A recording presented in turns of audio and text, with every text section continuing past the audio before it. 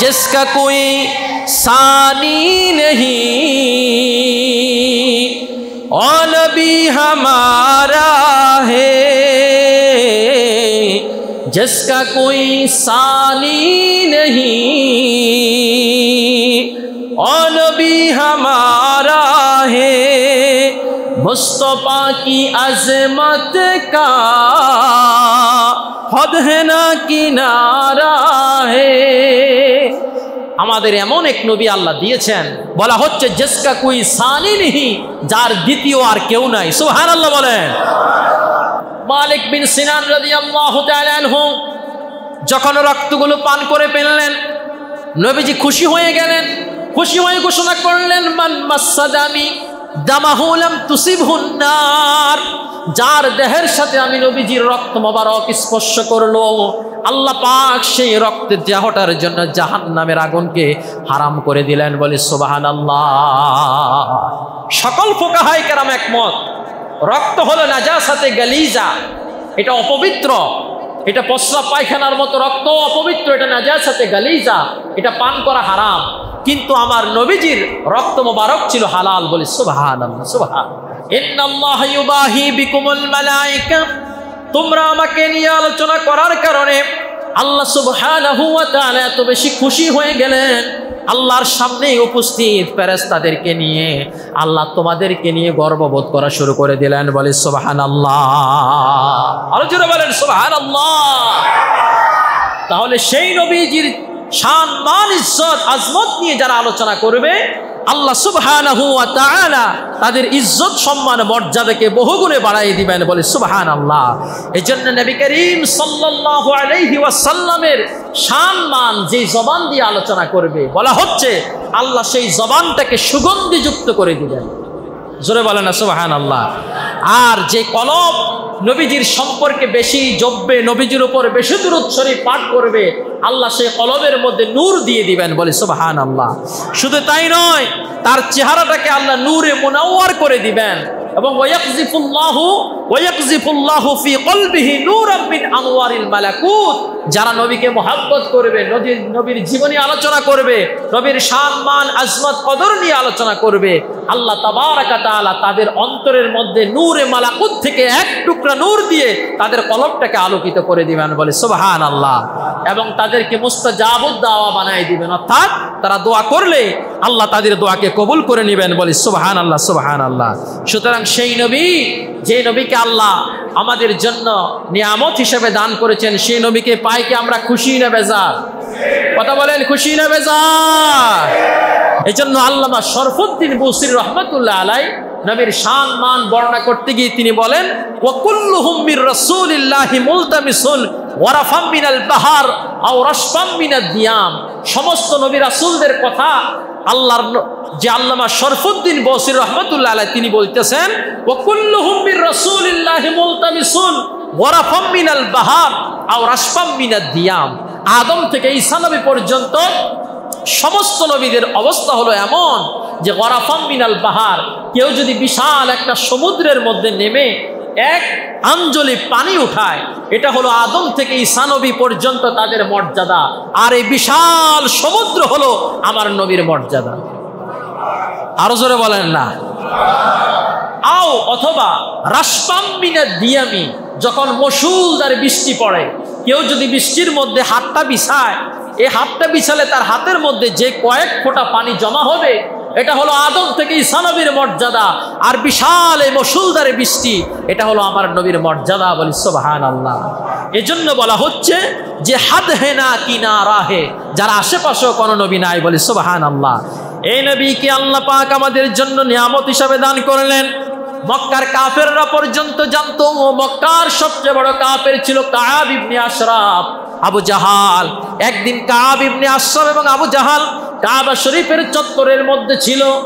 তারা দুইজন কানে কানে, একজনের কানে কানে আরেকজন বলতেছে যে কাব ইবনে আশরাফ আমার নবী করিম সাল্লাল্লাহু আলাইহি সাল্লামের শানে আবু জাহালের কাছে বলতেছে, ও আবু জাহাল, ওয়াল্লাহি রাব্বি মূসা ইন্নাহু লারাসূলুল্লাহ, ওই মূসার রবের শপথ করে বলছি যে মুহাম্মদ সাল্লাল্লাহু আলাইহি সাল্লাম যে তিনি রাসূল হিসাবে আল্লাহ তারা পাঠাইছেন, এতে কোনো সন্দেহ নাই।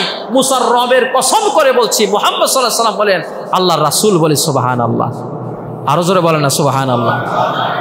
ফানসারাফা আবু জাহাল ইলাল কাবা, আবু জাহাল তার মুখটাকে কাবা শরীফের দিকে ফিরিয়ে বলতেছে, ওয়াল্লাহি ইন্নাহু লারাসূলুল্লাহ, আল্লাহর শপথ করে বলছি মুহাম্মদ সাল্লাল্লাহু আলাইহি ওয়াসাল্লাম আল্লাহর রাসূল বলে সুবহানাল্লাহ সুবহানাল্লাহ। সুতরাং সেই নবীকে তারাও জানতো যে নবী করিম সাল্লাল্লাহু আলাইহি ওয়াসাল্লামের শান মান ইজ্জত কদর এত বেশি, কিন্তু নিজেদের কর্তৃত্ব নেতৃত্ব থাকবে না বিদায় আল্লাহ রাসূলের বিরোধিতা তারা করতো, বলি নাউজুবিল্লাহি মিন যালিক। সম্মানিত হাজিরিন, জামিউস সগীর সুনানে দাইলামির হযরত আলী রাদিয়াল্লাহু তাআলা আনহু হাদিস খানা বর্ণনা করেন। আল্লাহর হাবিব সাল্লাল্লাহু আলাইহি ওয়াসাল্লাম বলেছেন, আদিবু আওলাদাকুম আলা সালাসি খিসাল, তোমরা তোমাদের সন্তানদের, যখন তোমাদের সন্তান কথা বলতে শিখবে, যখন তোমাদের সন্তান একটু বড় হবে, সর্বপ্রথম তোমার সন্তানকে 3টে জিনিস শিক্ষা দিবা। বলেন কয়টা জিনিস? বলেন না কয়টা জিনিস শিক্ষা দিবা? 3টা জিনিস শিক্ষা দিবা। 1 নাম্বার হুব্বে নবিয়িকুম, তোমার সন্তানকে সর্বপ্রথম শিখাইবা নবীর প্রেম, নবীর ভালোবাসা, নবীকে, নবীর জীবন বৃত্তান্ত, এগুলো তার কানের মধ্যে সর্বপ্রথম দিবা। বলে সুবহানাল্লাহ। আরো জোরে বলেন না সুবহানাল্লাহ। 2 নাম্বার ওহুব্বে আহলে বাইতিহি, আহলে বাইতদের প্রতি সম্মান মর্যাদা, তাদেরকে ভালোবাসা, এগুলো শিখাতে হবে। 3 নাম্বার ওয়ালা কিরাআতিল কোরআন, 3 নম্বরে যায় তাদেরকে আল্লাহর কোরআন শিখাইবা। বলে সুবহানাল্লাহ। যদি এভাবে কেউ তার সন্তানকে শিক্ষা দিতে পারে, এই সন্তান জীবনে কোনোদিন বিপদগামী হবে না। বলে আল্লাহু আকবার আল্লাহু আকবার। সম্মানিত হাজিরিন, মনে অশান্ত পৃথিবী শান্ত হলো নবীর ছোঁয়া পেয়ে। সুবহানাল্লাহ বলেন। আদার পৃথিবী হলো আলোময় তোমারই আগমনে, অশান্ত পৃথিবী শান্ত হলো নবীর ছোঁয়া পেয়ে। যাহার শানে ভোরের পাখি যায় চলে গান গেয়ে, মরুর বুকে ফুটিল রে ফুল নবীর ছোঁয়া পেয়ে। আসলেন নবী ধরার বুকে খুশির বার্তা নিয়ে, মরুর বুকে ফুটিল রে ফুল নবীর ছোঁয়া পেয়ে। আমরা সবাই বলে সুবহানাল্লাহ সুবহানাল্লাহ। সম্মানিত হাজরিন, আজকে আমাদের কিছু ভাই না বুঝে না জেনে তারা মিলাদুন নবী সম্পর্কে কটাক্ষ করে। আপনি জেনে রাখবেন ভাই, মিলাদ মানে জন্ম, নবী মানে নবীর, নবীর জন্ম। আরেকটা বলে সিরাতুন নবী, মিলাদুন নবী নবীর জন্ম, সিরাতুর নবী নবীর আদর্শ, নবীর উসওয়ায়ে হাসানা। একটা রবিউল আউয়াল মাস আসলে আমরা নবীর মিলাদ, নবীর শান মান আজমত কদর এগুলো আলোচনা করি। কথা বলেন ঠিক কিনা বলেন? আর নবীর সিরাত এটা আলোচনার বিষয়, এটা আমলের বিষয়। আমরা যে টুপি মাথায় দিছি এটা নবীর সিরাত। সুবহানাল্লাহ বলেন না? আমরা যে দাড়ি রাখছি এটা নবীর সিরাত, পাঞ্জাবি পড়ছি এটা নবীর সিরাত, কিছুক্ষণ আগে আশার নামাজ পড়ছি এটা নবীর সিরাত। সুবহানাল্লাহ বলেন। তাহলে নবীর সিরাত আমরা পালন করি, আর মিলাদুন নবীর মাস আসলে নবীর জন্ম বৃত্তান্ত আমরা আলোচনা করি। বলি সুবহানাল্লাহ সুবহানাল্লাহ। সুতরাং এটি নিয়ে কোনো বিরোধিতা নয়। নবীর সিরাত, যে নবীর মিলাদ সেই নবীর সিরাত। আমরা নবীর মিলাদও মানি, সিরাতও মানি। আপনি নবীর মিলাদকে কেমন করে অস্বীকার করবেন? এখন থেকে প্রায় 1200 বছর আগের লেখা কিতাব ইমাম তিরমিজি রহমতুল্লাহ আলাইহি, আজকের যেই ফুসকি মৌলবীরা নবীর মিলাদ দিয়ে কটাক্ষ করে, আল্লামা ইমাম হাকিম তিরমিজি রহমতুল্লাহ আলাইহিকে যদি একটা পাল্লায় রাখা হয়, গোটা পৃথিবীর বর্তমানে যত আলেম আছে তাদেরকে যদি আরেকটা পাল্লায় রাখা হয়, ইমাম তিরমিজির সমান হবে না। বলি সুবহানাল্লাহ। ইমাম তিরমিজি 1200 বছর আগের লেখার কিতাব, তিনি লিখেছেন তিরমিজি শরীফের মধ্যে, এই ছোট ছোট সন্তান কথা বলিও না, কথা বলিও না তোমরা, এটা মাহফিলের মজলিসের আদবের খেলাফ হয়। ইমাম তিরমিজি রহমতুল্লাহ আলাইহি তিরমিজি শরীফের মধ্যে একটা বাব নিয়ে এসেছেন, বাবু মা জাআ ফি মিলাদিন নবী সাল্লাল্লাহু আলাইহি সাল্লাম, অর্থাৎ নবীর মিলাদ নিয়ে তিনি একটা বাব নিয়ে এসেছেন, বলে সুবহানাল্লাহ। দালাইলুন নবুওয়া ইমাম বাইহাকি রহমতুল্লাহ আলাইহি নবীর মিলাদের উপরে 4টা বাব লিখছেন। কয়টা বাব? 4টা বাব কায়েম করেছেন। এক একটা বাবের অধীনে অনেকগুলো হাদিস আছে। আর সিরাতে হালাবিয়ার মধ্যে একটা বাব আছে। আল্লামা জালালউদ্দিন সুয়ুতী রহমতুল্লাহ লেখা কিতাব আল হাবিলিল হাতাওয়ার মধ্যে একটা বাব আছে।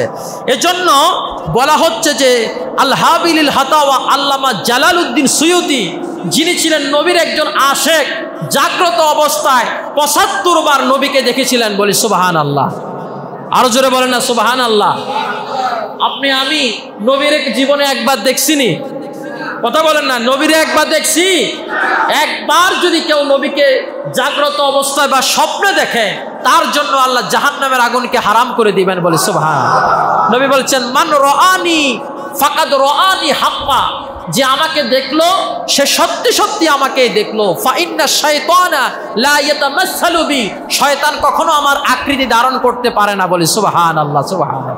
এজন্য নবীকে দেখার ইচ্ছা আসেনি? কথা বলেন না, ইচ্ছা আসেনি?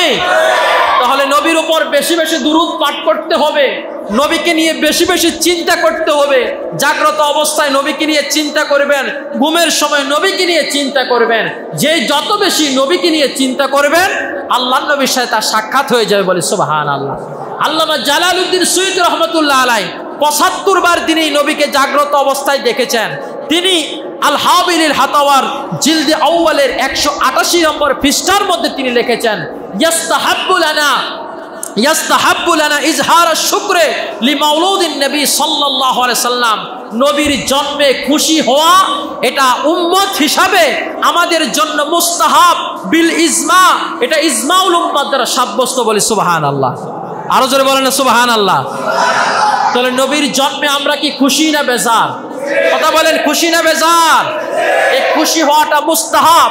তিনি বলছেন যে এই উপলক্ষে ইতআমাত তুআম, তোমরা একে অন্যকে খানা খাওয়াও, নবীর জন্মে একে অন্যকে খানা খাওয়াও। ও ইজহার সুরুর, এবং তোমরা আনন্দ প্রকাশ করো, বলি সুবহানাল্লাহ সুবহানাল্লাহ। সুতরাং আজকে নবী করিম সাল্লাল্লাহু আলাইহি ওয়াসাল্লামের জন্ম নাকি এই বেলাদাত নিয়ে, জন্ম নিয়া, মিলাদুন নবী নিয়া অনেকে কটাক্ষ করে, নাউজুবিল্লাহ বলেন। এটা ইমানের খললিয়ত চলে আসবে। মাজমাউল জাওয়াইদ ও মাম্মাউল ফাওয়াইদ, আল্লামা নূরউদ্দিন হাইসামি রহমতুল্লাহ আলাইহি একটা কিতাব লিখেছেন। তার এই কিতাবের মধ্যে একটা হাদিস নিয়ে এসেছেন। আম্মা জান আয়েশা সিদ্দিকা রাদিয়াল্লাহু তাআলা আনহা, তিনি একদিন বলতেছেন যে একটা হাদিস নিয়ে এসেছেন, বাবু ওয়াফাতি আবু বকর সিদ্দিক, এই অধ্যায়ের মধ্যে একটা হাদিস নিয়ে এসেছেন ইমাম নূরউদ্দিন হাইসামি রহমতুল্লাহ আলাইহি। তিনি বলতেছেন যে আম্মাজান আয়েশা সিদ্দিকা রাদিয়াল্লাহু তাআলা আনহা, তিনি একটা হাদিস বর্ণনা করে বলতেছেন, তাযাকারা রাসূলুল্লাহ সাল্লাল্লাহু আলাইহি ওয়াসাল্লাম, আল্লাহর নবী সাল্লাল্লাহু আলাইহি ওয়াসাল্লাম আলোচনা করলেন আবু বকরিন ও আবু বকরিন মিলাদাহুমা ইনদি, নবীজি নিজের জন্ম এবং আবু বকরের জন্ম, উভয়ের জন্ম আমার কাছে বর্ণনা করেছেন, বলি সুবহানাল্লাহ। আর একটু জোরে বলেন না সুবহানাল্লাহ। তাহলে নবীজি নিজের জন্ম বৃত্তান্ত আয়েশা রাদিয়াল্লাহু তাআলা আনহার কাছে বর্ণনা করেছেন। এছাড়াও আজকের নয়, এখন তো 1447 হিজরি, এখন থেকে 200 বছর আগে, কত বছর আগে বলেন না, কত বছর আগে? 1286 হিজরিতে, 1286 হিজরিতে মক্কা শরীফ, মদিনা মুনাওয়ারা, একজন দুইজন নয় 90 জন বড় বড় আলেম ফকিহ মুফতিরা একত্রিত হইয়া একটা ফতুয়ার কিতাব লিখছেন, যে ফতুয়ার নাম হলো ফতুয়ায়ে হারামাইন। সুবহানাল্লাহ বলেন। এই ফতুয়ার মধ্যে তারা নবীর মিলাদ নিয়ে একটি বিষয় বর্ণনা করে তারা বলেছেন, জেনে রাখো, শুনে রাখো, এলাম আন্না যিকরা লিমাউলুদিন নবী সাল্লাল্লাহু আলাইহি ওয়াসাল্লাম ওয়া জামিঈ মানাকিবিহি ওয়া হুদুরি সিমাইহি সুন্নাহ। সুবহানাল্লাহ বলেন। বলতেছেন এলাম, জেনে রাখো, আন্না যিকরা মাউলুদিন নবী সাল্লাল্লাহু আলাইহি ওয়াসাল্লাম, নিশ্চয় নবীজির জন্ম বৃত্তান্ত এগুলো আলোচনা করা, ও জামিঈ মানাকিবিহি, নবীর শান মান এগুলো বর্ণনা করা, ও হুদুরু সিমাইহি, এবং সেই বরকতপূর্ণ মজলিসে হাজির হওয়া, এগুলো সুন্নাত, এগুলো সুন্নাহ। সুবহানাল্লাহ বলেন না? এগুলো সুন্নাত। সুন্নাত কাকে বলে? সুন্নাত হলো মা সান্না রাসূলুল্লাহ, নবীজি যেই রীতি নীতি আমাদের জন্য রেখে গেছেন, নবী নিজে করেছেন, আমাদের জন্য রেখে গেছেন, এটি হলো সুন্নাত। তাহলে নবীর জীবন বৃত্তান্ত আলোচনা করা, নবীর সম্মান এগুলো বর্ণনা করা, ওই মজলিসে হাজির হওয়া, এটি সুন্নাত। সুবহানাল্লাহ বলেন। তারা দলিল দিয়েছেন রুবিয়া আন্না হাসানান ইউফাখিরু কিয়ামান বির রাসূলিল্লাহ সাল্লাল্লাহু আলাইহি ওয়াসাল্লাম বিহাদরাতিহি ওয়ান নাসু ইসতামিউনা লিসিমাইহি। নবীজির একজন সাহাবীর নাম ছিল হাসান বিন সাবিত রাদিয়াল্লাহু তাআলা আনহু। নবীর একজন জলিলুল কদর সাহাবী, যিনি কবিতা লিখতেন। কি লিখতেন?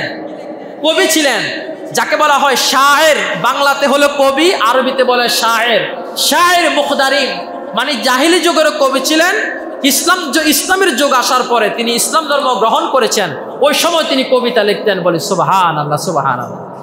এই হাসান বিন সাবেত একদিন নবীজি মসজিদে নববীতে বসা, নবীকে বসাইয়া তিনি দাঁড়াইয়া দাঁড়াইয়া নবীজির শানে কসিদা তেলাওয়াত করতে লাগলেন। সুবহানাল্লাহ কন না? আর নবী সাহাবীরা মসজিদে নববীতে বসে বসে শুনতেছেন, তিনি কবিতা তেলাওয়াত করতেছেন। ইয়া রাসূলুল্লাহ, ইয়া হাবিবাল্লাহ, আহসানু কতআইনি, ও নবী আপনার মতো এত সুন্দর আমার এই দুই চোখ কোনদিন দেখে নাই। সুবহানাল্লাহ। ও আজমালু মিন কালাম তালিদিন নিসাও, আপনার মতো এত সুন্দর সন্তান দুনিয়ার কোন মা আদম থেকে আজ পর্যন্ত জন্ম দিতে পারে নাই। বলি সুবহানাল্লাহ।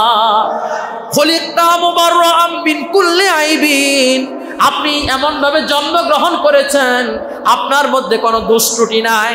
এই পৃথিবীতে যত সন্তানই যত সুন্দর হোক না কেন, তাদের কোনো না কোনো ত্রুটি থাকে, কিন্তু খলিকতা মুবাররাম মিন কুল্লি আইবিন, আপনি এমন ভাবে জন্মগ্রহণ করেছেন আপনার মধ্যে কোনো খুঁত নাই, কোনো ত্রুটি নাই। কান্নাকা কাদ খুলিকতা কামা তাশা, মনে হয় যেন আপনি যেভাবে চেয়েছেন আল্লাহ আপনাকে সেভাবেই তৈরি করেছেন। বলি সুবহানাল্লাহ। আপনি যেভাবে চেয়েছেন আল্লাহ আপনাকে সেভাবে বানিয়েছে। ওয়াদাম্মালিলাহু ইসমাহু ইলা ইসমিন নবী ইজা ক্বালাল মুআজ্জিনু ফিল খামসি আশহাদু, আল্লাহ পাক আপনাকে তৈরি করে আল্লাহর নামের সাথে আপনার নামটাকে মিলাই দিলেন। যখন মুআজ্জিন 5 বার নামাজের আযান দেয়, আপনার নাম আল্লাহর নামও নেয়, সাথে সাথে আপনার নামও নেয়। বলি সুবহানাল্লাহ। আরো জোরে বলেন না? আযানের মধ্যে নবীর নাম আসেনি? আশহাদু আন্না মুহাম্মাদুর রাসূলুল্লাহ ইকামতে আসেনি? নামাজের মধ্যে নবীকে সালাম আসেনি? নামাজে নবীর উপরে আমরা দুরূদ পাঠ করি, কালিমার মধ্যে নবীর নাম আসেনি? তাহলে ওনারা আজকের নয় 200 বছর আগে সে মক্কা শরীফ মদিনা শরীফের 90 জন ফকি একত্রিত হইয়া দলিল দিছে মিলাদুন নবী, নবীর জীবন বৃত্তান্ত আলোচনা করা, সেই বরকতপূর্ণ মজলিসে হাজির হওয়া, এটা হলো সুন্নাত। আমরা সকলে বলি সুবহানাল্লাহ, সুবহানাল্লাহ। এই পৃথিবীতে কার মিলাদ আলোচনা করা যাবে না, এটা আল্লাহ স্পষ্ট করে দিয়েছেন। একজনের মিলাদ আলোচনা হবে না, তিনি হলেন আল্লাহর। কার? আল্লাহর। আল্লাহ বলে দিয়েছেন কুল হুয়াল্লাহু আহাদ আল্লাহুস সামাদ লাম ইয়ালিদ ওয়া লাম ইউলাদ ওয়া লাম ইয়াকুল লাহু কুফুয়ান আহাদ। আল্লাহ বললেন লাম ইয়ালিদ ওয়া লাম ইউলাদ, তিনি কারো থেকে জন্মগ্রহণ করেননি, তার থেকেও কেউ জন্মগ্রহণ করেনি।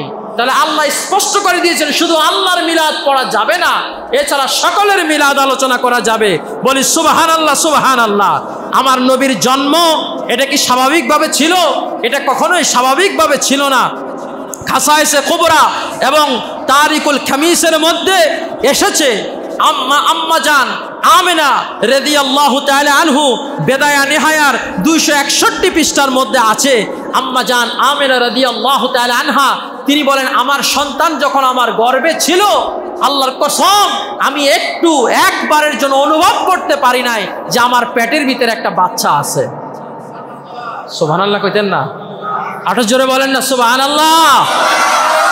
আল্লাহু আকবার, আল্লাহু আকবার। এই পৃথিবীতে মায়ের গর্ভে যখন সন্তান আসে তখনই মায়ের বমি শুরু হয়ে যায়, খেতে পারে না। সন্তান যখন একটু বড় হয় পেটের ভিতর গুতাগুতি শুরু করে দেয়, পা দিয়ে লাথি মারে, হাত দিয়ে গুতা মারে, কোনোই দিয়ে গুতা মারে। কথা বলেন ঠিক কিনা বলেন? মায়ের ঘুম হারাম হয়ে যায়।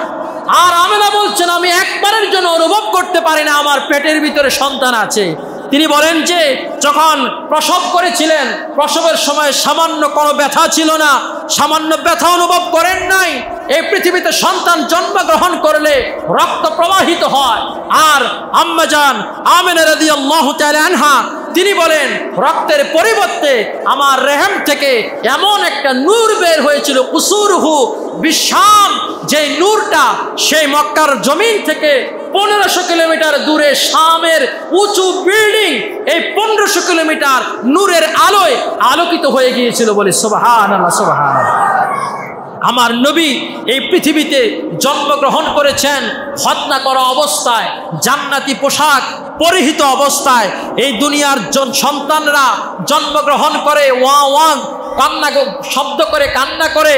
আর আমার নবী যখন এই জমিনে আগমন করেছেন তখন নবীজি বলেছেন, আশহাদু আল্লা ইলাহা ইল্লাল্লাহ ওয়া ইন্নী রাসূলুল্লাহ। বলি সুবহানাল্লাহ, সুবহানাল্লাহ। নবীজি নিজের জন্ম কথা নবীজি নিজেই বলছেন, উলিদা রাসূলুল্লাহ সাল্লাল্লাহু আলাইহি ওয়াসাল্লাম মাকহুলান। আল্লাহ নবী জন্মগ্রহণ করেছেন যখন চোখের মধ্যে সুরমা লাগানো ছিল। সুবহানাল্লাহ কন্যা, চোখের মধ্যে কি ছিল? সুরমা লাগানো ছিল। এরপরে বলা হচ্ছে মাখতুনান, নবীজির ছিল মুসলমানি করা অবস্থায়। সুবহানাল্লাহ কন। মাসরুরান, চেহারাটা ছিল হাস্যোজ্জ্বল। মুবতাসিমাল ওয়াজহে, তার চেহারা ছিল হাস্যোজ্জ্বল। রাফিআর রাস, দুনিয়ার সন্তানগুলো আসে মাথা নিচের দিকে, আমার নবীজি এসেছেন মাথা উঁচু করে। সুবহানাল্লাহ বলেন। বাসাতান ইয়াদাই, এই শিশু সন্তান দুই হাত আসমানের দিকে উঠাইয়া বলছেন, লা ইলাহা ইল্লাল্লাহ ইন্নী রাসূলুল্লাহ। বলি সুবহানাল্লাহ, সুবহানাল্লাহ। এজন্য নবী করিম সাল্লাল্লাহু আলাইহি সাল্লাম তিনি নিজের জন্মে বৃত্তান্ত সম্পর্কে তাফসীরে দুররে মানসুরের মধ্যে আল্লামা সুয়ুতী রহমতুল্লাহ আলাইহি তিনি লাকাদ জাআকুম রাসূল, এই আয়াতের ব্যাখ্যায় তিনি একটি হাদিস এনেছেন, যে হাদিসখানা বর্ণনা করেছেন হযরত আলী রাদিয়াল্লাহু তাআলা আনহু। আল্লাহ নবী বলেন, নিজের জন্মের কাহিনী বলেন, নবীজি বলছেন যে খারাজতু মিন নিকাহিন, আমি আমার পিতামাতার বৈবাহিক সম্পর্কের মধ্য দিয়ে একজন বৈধ সন্তান। সুবহানাল্লাহ বলেন। ওয়ালাম আখরুজ মিন সাফাহিন, আমি কোন জারর সন্তান নয়। মিল্লাদুন আদামা ইলা আন ওয়ালাদানি আবি ওয়া উম্মি, আদম থেকে আমার পিতামাতা আমাকে জন্ম দেওয়া পর্যন্ত এই বিশাল আমার পূর্বের বংশধরেরা, আমার মুরব্বীরা, আমাদের বংশের মুরব্বীদের মধ্যে কেউ লাম ইউসিবনি মিন সাফাহিল জাহিলিয়াতে শাই, কেউ জাহিলিয়াতের কোন কর্মকাণ্ডের সাথে সম্পৃক্ত ছিল না। বলি সুবহানাল্লাহ, সুবহানাল্লাহ। আল্লাহু আকবার, আল্লাহু আকবার। নবীজির আদম থেকে শুরু করে নবীজির পিতামাতা জন্ম দেওয়া পর্যন্ত আল্লাহ নবীজি বলতেছেন, আমার এই বিশাল বংশধারার মধ্যে কেউ জাহিলিয়াতের কর্মকাণ্ডের সাথে সম্পৃক্ত ছিল না। আজ কিছু মূর্খ জাহেল বক্তা আমার নবীর আব্বা আম্মাকে জাহান্নামী বানাই দিতেছে। বলে নাউজুবিল্লাহ। আরো জোরে বলে না নাউজুবিল্লাহ। আমার নবীজি বলছেন, মা যালা নূরুহু ইয়াতাকাল্লাবু বাইনার রাকিঈন ওয়াস সাজিদিন।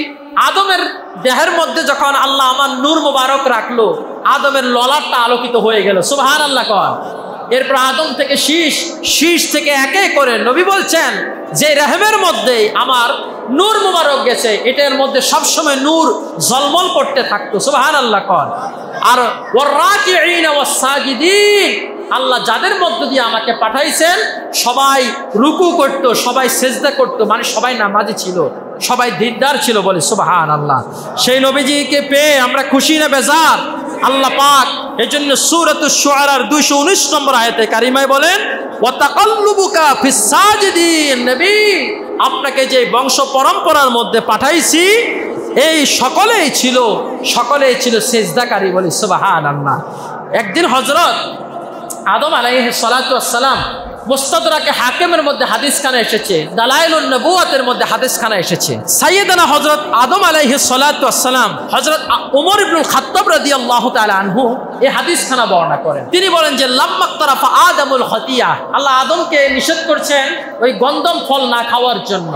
তিনি তো খান নাই, বরং হাওয়া আলাইহিস সালাম তাকে খাওয়াই দিয়েছেন শরবত বলিয়া, কথা বলছেন কিনা। তো লাম্মা তারাফাল আদমুল খতিয়া, আদমের যখন একটা ভুল হয়ে গেছে, তখন ভুল হয়ে যাওয়ার পরে তিনি বিভিন্ন তাফসীরের কিতাবের মধ্যে আছে 950 বছর, 350 বছর, বহু বছর তিনি কান্না করেছিলেন। আল্লাহ উনাকে পাঠাই দিলেন শ্রীলঙ্কা, আর হাওয়া আলাইহিস সালামকে পাঠাই দিলেন জেদ্দা, কথা বলছেন কিনা। অনেক বছর তারা কান্না করেছেন। কান্নার পরে তিনি একদিন তিনি বলতেছেন, ইয়া রব্বি আসআলুকা বিহাক্কি মুহাম্মাদিন মা গফারতা লি, ইয়া রব্বি আসআলুকা, আমি আপনার কাছে চাইতেছি, বিহাক্কি মুহাম্মাদিন, মুহাম্মদকে উসিলা করে, সুবহানাল্লাহ কোন না, আমি আপনার কাছে দোয়া করতেছি, গফারতা লি, যাতে আপনি আমারে মাফ করে দেন, ক্ষমা করে দেন, সুবহানাল্লাহ কোন না। ফাকাল আল্লাহু ইয়া আদম, আল্লাহ বললেন, হে আদম, কাইফা আরাদতা মুহাম্মাদান ওয়ালাম আখলুকহু, তুমি কেমন করে মুহাম্মদকে চিনলা, আমি তো এখনো তাকে দুনিয়াতে পাঠাই নাই, তুমি কেমন করে চিনলা, সুবহানাল্লাহ কোন না, তুমি কেমন করে চিনলা, আমি তো এখনো তাকে দুনিয়ায় পাঠাই নাই। আদম নবী বললেন, ইয়া রব্বি লিআন্নাকা লাম্মা খলাকতানি বিয়াদিক, আপনি যখন আপনার হাত দিয়ে আমি আদমরে বানাইছেন, সুবহানাল্লাহ কোন, আপনি যখন আপনার হাত দিয়ে আমি আদমরে বানাইছেন, এরপর বলা হচ্ছে ওয়ানাফাক্তা ফিয়া মির রূহি, যখন আমার দেহের মধ্যে আপনি রূহটা দিবেন, কি দিবেন, রূহ মুবারক দিলেন, তখন ফারাফাতু রাসি, তখন আমি আমার মাথাটা রূহ মুবারক দেওয়ার পরে আমি যখন দাঁড়াইলাম, দাঁড়াইয়া ফারাফাতু রাসি, আমার মাথাটা যখন আমি উপরের দিকে উঠালাম, ফারাআইতু আলা কাওয়াইমিল আরশি মাকতুবান লা ইলাহা ইল্লাল্লাহু মুহাম্মাদুর রাসূলুল্লাহ, আমি তখন আরশের পায়ের মধ্যে, আরশের দরজার মধ্যে, বিভিন্ন জায়গার মধ্যে আমি দেখতে পেলাম একটা কালিমা লেখা, লা ইলাহা ইল্লাল্লাহু মুহাম্মাদুর রাসূলুল্লাহ সাল্লাল্লাহু আলাইহি সাল্লাম, আপনার নামের সাথে আরেকজনের নাম আমি দেখতে পেলাম, সুবহানাল্লাহ কোন না। তিনি বলতেছেন, আন্নাকা লাম তুদিব ইলা ইসমিকা ইল্লা আহাব্বাল খলকি ইলাইকা, আমি তখন বুঝতে পারলাম যে আপনার সবচেয়ে প্রিয় সৃষ্টি, আপনার সবচেয়ে প্রিয় ব্যক্তিত্ব, যার কারণে আপনার নামের সাথে আপনি তার নামটা মিলাই দিয়েছেন, বলে সুবহানাল্লাহ, সুবহানাল্লাহ। এরপর ফাকাল আল্লাহু, আল্লাহ তাআলা বললেন, সাদাকতা ইয়া আদম, হে আদম তুমি সত্য কথা বলেছো, হে আদম তুমি সত্য কথা বলেছো, ইন্নাহু লা উহিব্বুল খলকি ইলাইয়া, নিশ্চয় আমি সেই নবীকে, আমার সৃষ্টির মধ্যে সবচেয়ে প্রিয় সৃষ্টি হলো আমার হাবিব, বলি সুবহানাল্লাহ, সুবহানাল্লাহ। এরপর উদউনি বিহাক্কিহি ফাকাদ গাফারতু লাক, আল্লাহ বলছেন সেই নবীকে উসিলা করে তুমি আমার কাছে দোয়া করো, আমি তোমাকে মাফ করে দিব, সুবহানাল্লাহ কোন। এরপর হাদিসের শেষাংশে বলছেন, ওয়ালাউলা মুহাম্মদ মা খলাকতুক, সেই নবী যদি না হতেন হে আদম আমি আপনাকে বানাতাম না, বলি সুবহানাল্লাহ, সুবহানাল্লাহ, সুবহানাল্লাহ। আমার নবীজি যখন এই পৃথিবীতে তাশরীফ আনলেন, নবী যখন পৃথিবীতে তাশরীফ আনলেন, নবীজির দাদা আব্দুল মুত্তালিব তিনি ছিলেন তখন কাবা শরীফের কাছে, ওটা ছিল গভীর রজনী, 570 খ্রিস্টাব্দের 12ই রবিউল আউয়াল, সেই গভীর রজনীতের মধ্যে তিনি তখন কাবা শরীফের কাছেই তিনি ছিলেন। এই আব্দুল মুত্তালিব তিনি বলতেছেন, ঠিক রাতের গভীরের মধ্যে আমি দেখতে পেলাম পবিত্র কাবা শরীফ, আমার নবী যে ঘরে জন্মগ্রহণ করছেন। আপনারা কেউ হজে উমরা গেছেন না অনেকে, হ্যাঁ, কাবা শরীফের পূর্ব পাশে এখানে নবীজির ঘর, আবু জাহেলের যে বাথরুম আছে, এখন আবু জাহেলের ঘর ছিল, এটা বাথরুম হয়েছে, এটার পূর্ব পাশে হলো নবীজির ঘর। এই ঘরটার নাম হলো বাইতুন নূর অথবা বাইতু বিলাদাতির রাসূল সাল্লাল্লাহু আলাইহি ওয়াসাল্লাম, নবীজির জন্মের ঘর, এটা এখন লাইব্রেরি হয়ে গেছে। আব্দুল মুত্তালিব বলতেছে, ঠিক রাত্রের গভীরে আমি দেখতে পেলাম কাবা শরীফ মাকামে ইব্রাহিমের দিকে ঝুঁকে সেজদায় পড়ে গেছে, বলি আল্লাহু আকবার, আল্লাহু আকবার। এবং কাবা শরীফ থেকে তখন একটা তাকবীর ধ্বনি বের হচ্ছে, আল্লাহু আকবার, আল্লাহু আকবার, রব্বি মুহাম্মাদিনিল মুস্তাফা আল আন কা তাহরানি বি রব্বি মিনাল আজনাসিল মুশরিকিন। কাবা শরীফের থেকে একটা গায়েবী আওয়াজ বের হতে আছে। আল্লাহু আকবার, আল্লাহু আকবার। যে রব্বি মুহাম্মাদিনিল মুস্তাফা, সে মুহাম্মদ সাল্লাল্লাহু আলাইহি ওয়াসাল্লামের মুহাম্মদ, সেই রবের কসম করে বললাম, আল আন, এই মুহূর্তে, কাত্তহরানি রব্বি, আমার রব আমাকে পবিত্র করতেছেন, মিনাল আজনাসিল মুশরিকিন, মুশরিকরা আমার ভিতরে যে মুশরিকরা আমার ভিতরে যে 360টি মূর্তি রেখে যে তারা পূজা করত, আজকে সেই নবীর জন্মের কারণে সমস্ত মূর্তিগুলো সেজদায় পড়ে গেছে, ভেঙে গেছে। আর সেই কাবা শরীফ বলতেছে সেই নবীর উসিলায় আল্লাহ আজকে আমাকে মুশরিকদের হাত থেকে পবিত্র করে ফেলেছেন। বলি সুবহানাল্লাহ, সুবহানাল্লাহ, সুবহানাল্লাহ, সুবহানাল্লাহ। সেই নবীকে পেয়ে আমরা খুশি না বেজার? কথা বলেন, খুশি না বেজার? সম্মানিত হাজিরিন, আল্লাহর হাবিব সাল্লাল্লাহু আলাইহি ওয়াসাল্লাম তিনি প্রত্যেক সোমবারে রোজা রাখতেন। আব্বাস রাদিয়াল্লাহু তাআলা আনহুমা তিনি বলেন, উলিদা রাসূলুল্লাহ সাল্লাল্লাহু আলাইহি ওয়াসাল্লাম ইয়াউমাল ইসনান, নবীজি সোমবারে জন্মগ্রহণ করেছেন। ওয়া উসতুমবিয়া ইয়াউমাল ইসনান, নবীকে আল্লাহ যেদিন নবুয়ত দিয়েছেন সেই দিনটাও ছিল সোমবার। এবং ও খারাজা মুহাজিরাম মিন মক্কাতা ইলাল মদিনা ইয়াউমাল ইসনান, নবীজি যেদিন মক্কা থেকে হিজরত করে মদিনায় গিয়েছিলেন সেই দিনটাও ছিল সোমবার। সুবহানাল্লাহ কন্না। ও কাদিমাল মদিনাতা ইয়াউমাল ইসনান, এবং মক্কা শরীফ থেকে হিজরত করে যেদিন মদিনায় পৌঁছেছেন সেই দিনটাও ছিল সোমবার। এবং নবীজি যেই দিন দুনিয়া থেকে পর্দা করেছেন সেই দিনটাও ছিল সোমবারের দিন। বলে সুবহানাল্লাহ, সুবহানাল্লাহ। এজন্য আল্লাহর নবীজি তিনি বলতেন যে আমি চাই তুরাদুল আমালু ইয়াউমাল ইসনান ওয়াল খামিস ফাউহিব্বু আন ইউরাদা আমালি ওয়া আনা সায়েম। আল্লাহর নবী প্রত্যেক সোমবারে, প্রত্যেক বৃহস্পতিবারে রোজা রাখতেন। আল্লাহর নবী বলতেন, আল্লাহ আমার আমলগুলো এমন অবস্থায় নেক আমি যেন রোজা অবস্থায় থাকি। বলি সুবহানাল্লাহ, সুবহানাল্লাহ। সম্মানিত হাজিরিন, সেই নবীর শান মান নিয়ে, নবীর জন্ম বৃত্তান্ত নিয়ে আমরা সংক্ষিপ্ত আলোকপাত করলাম। এর একটাই উদ্দেশ্য, নবীর শান মান আজমত এগুলো আলোচনা করলে আল্লাহ সেই ব্যক্তিকে সম্মানিত করে দেয়। বলি সুবহানাল্লাহ, সুবহানাল্লাহ। নবীর জীবন বৃত্তান্ত, রবিউল আউয়াল মাস আসলে আমরা নবীজির জীবন কাহিনী আলোচনা করি, এর দ্বারা আমাদের ঈমানটা মজবুত হয়। কথা বলে ঠিক কিনা বলেন?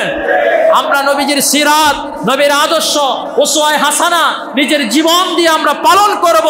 আমরা কখনোই নবীর সুন্নতের বিপরীত কোনো কাজ করব না। রাজি আছি তো ইনশাআল্লাহ? আল্লাহর নবীজি বলেন, মান তামাসসাকা সুন্নতি ইনদা ফাসাদি উম্মতি ফালাহু আজরু মিয়াতি শাহীদ।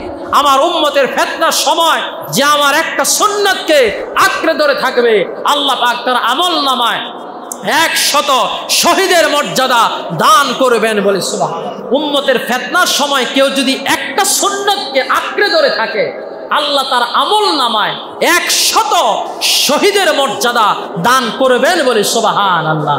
কিন্তু বড়ই আফসোসের বিষয়, আজকে নবীর উম্মত হয়েছি কিন্তু কেমনে পানি খাওয়া লাগবে এটা পর্যন্ত আজকে আমরা শিখি নাই। কথা কোন ঠিক কিনা বলেন? পানি পান করার আদব আসেনি? কথা কোন আদব আসেনি? পানি পান করতে হলে বসে পান করতে হয়, ডান হাতে নিতে হয়, বিসমিল্লাহ বলে পানি পান করতে হয়, ওই পাত্রের দিকে তাকাইয়া পানি পান করতে হয়। পানি পান শেষে পানি পান করতে হয় 3 নিঃশ্বাসে। কয় নিঃশ্বাসে? 3 নিঃশ্বাসে। এরপর পানি পান শেষে আলহামদুলিল্লাহ বলতে হয়। এটা আমার নবীর সুন্নাত। বলি সুবহানাল্লাহ। আরো জোরে বলেন না সুবহানাল্লাহ। আজকে নবীর সুন্নাত আমাদের থেকে বিদায় হয়ে গেছে, নবীর উপর দুরূদ পাঠ আমাদের থেকে বিদায় হয়ে গেছে। যখনই মুহাম্মদ শব্দটা শুনবো সাথে সাথে সাল্লাল্লাহু আলাইহি ওয়াসাল্লাম পড়বো। রাজি আছি তো ইনশাআল্লাহ? প্রতিদিন বারবার নবীর উপরে দুরূদ পাঠ করবেন। কি করবেন? নবীর উপরে দুরূদ শরীফ পড়বেন। সাল্লাল্লাহু আলাইহি ওয়াসাল্লাম, সাল্লাল্লাহু আলাইহি ওয়াসাল্লাম। বেশি বেশি করে দুরূদ পড়বেন। বিপদে পড়েছেন, দুরূদ পড়েন। রাস্তায় চলতেছেন, মনে মনে দুরূদ পড়েন। বিছনায় ঘুমাতে যাচ্ছেন, দুরূদ শরীফ পাঠ করেন বেশি বেশি। যেই ব্যক্তি দুরূদ পাঠ করবে, আল্লাহর নবী বলছেন, আউলান নাসি বি ইয়াউমাল কিয়ামা আকসারুহুম আলাইয়া সালাত। যেই ব্যক্তি আমার উপর বেশি দুরূদ পাঠ করবে, কাল কিয়ামতের ময়দানে সে আমার কাছাকাছি থাকবে। বলে সুবহানাল্লাহ। সাহাবায়ে কেরাম, আজকে নবীকে ভুলে গেছি, আমরা নবীর আদর্শকে ভুলে গেছি। আজকে এমন দুনিয়ার লোভ লালসা, দুনিয়ার ক্ষমতার জন্য আমরা আমাদের ইসলামকে পর্যন্ত বিক্রি করে দিই। কথা বলেন ঠিক কিনা বলেন? আজ আমাদের অবস্থা এত জাহেল হয়ে গেছি, এক ব্যক্তি অন্যায় করেছে, অপরাধ করেছে, ওই ফরজপুরের এই ব্যক্তি তারে কবর থেকে উঠাইয়া তারে জ্বালাই দিছে। কি এক অবস্থা হয়ে গেছে! তার অন্যায় থাকতে পারে, তাকে অন্য কবরস্থানে দাফন করে দেন। বাংলাদেশের আইন আছে, আইন তার বিচার করবে। একটা মানুষকে কবর থেকে তুলে জ্বালিয়ে দেওয়া, জেনে রাখুন ইসলামী শরীয়তের বিধান হলো, ফতুয়ার বিধান হলো যে কোনো প্রাণীকেও আগুন দিয়ে জ্বালানো ইসলাম এটা জায়েজ করে নাই। আগুন হলো জাহান্নামের শাস্তি, এটা দেওয়ার অধিকার একমাত্র আল্লাহ রেখেছেন। দুনিয়ার কোনো মানুষ এই মানুষকে আল্লাহ অধিকার দেন নাই। কথা বলেন, ঠিক কিনা বলেন? হাজরিন, খবরদার, আজকে যারা এই ধরনের কাজগুলো করে নবীর সুন্নাত থেকে আমরা দূরে সরে যাচ্ছি, এগুলো কখনো উচিত হবে না। নবীর একজন শ্রেষ্ঠ উম্মত হয়ে এই দুনিয়া থেকে আমরা বিদায় নিতে চাই। রাজি আছি কিনা আমরা? নবীর আদর্শগুলো আমরা জীবন দিয়ে পালন করব। 5 ওয়াক্ত নামাজ পড়া এটা ইসলামের বিধান, আমার নবীর রেখে যাওয়া এই দিন ইসলাম। কথা বলেন, ঠিক কিনা বলেন? যতদিন বেঁচে থাকবো 5 ওয়াক্ত নামাজ পড়ব, যতদিন বেঁচে থাকবো হালাল উপার্জন করব। সুদ, ঘুষ, জুলুম, নির্যাতন, বান্দার হক নষ্ট করা, কখনো এই ধরনের কাজগুলো আমরা করব না। রাজি আছি তো ইনশাআল্লাহ? নিজে হালাল রুজি করব, সন্তানকে, পরিবারকে হালাল খানা খাওয়াবো। রাজি আছি তো ইনশাআল্লাহ? নিজের ঘরগুলোকে আজকে টেলিভিশন, সিনেমার হল বানাবেন না। এই ঘরগুলোকে কোরআন তিলাওয়াতের ঘর বানান, আপনার ঘরগুলোকে নামাজের ঘর বানান, আপনার ঘরগুলোকে আল্লাহর জিকিরের ঘর বানান, আপনার ঘরগুলোকে নবীর দুরুদের ঘর বানান। যদি এমন মুসলমান হয়ে আমাদের মুসলমানের পরিবেশ যদি আমাদের ঘরের মধ্যে না করতে পারে, আসলে কি আমরা চাচ্ছা মুসলমান হলাম? কথা কন না, প্রকৃত মুসলমান হব? এজন্য আমাদের প্রকৃত মুসলমান হওয়া লাগবে। 5 ওয়াক্ত নামাজ পড়ব, রবিউল মাস উপলক্ষে নবীর জীবনী আমরা পড়ব, যা পারি প্রতিদিন 1-2 পৃষ্ঠা হলো নবীর জীবন বৃত্তান্ত পড়ব। আল্লাহ তাবারাকা তাআলা আজকে যা কিছু আলোচনা হয়েছে ভুল ভ্রান্তি মার্জনা করে আমাদের সকলের পক্ষ থেকে যেন আল্লাহ কবুল করে নেয়। সকলে বলে আমিন।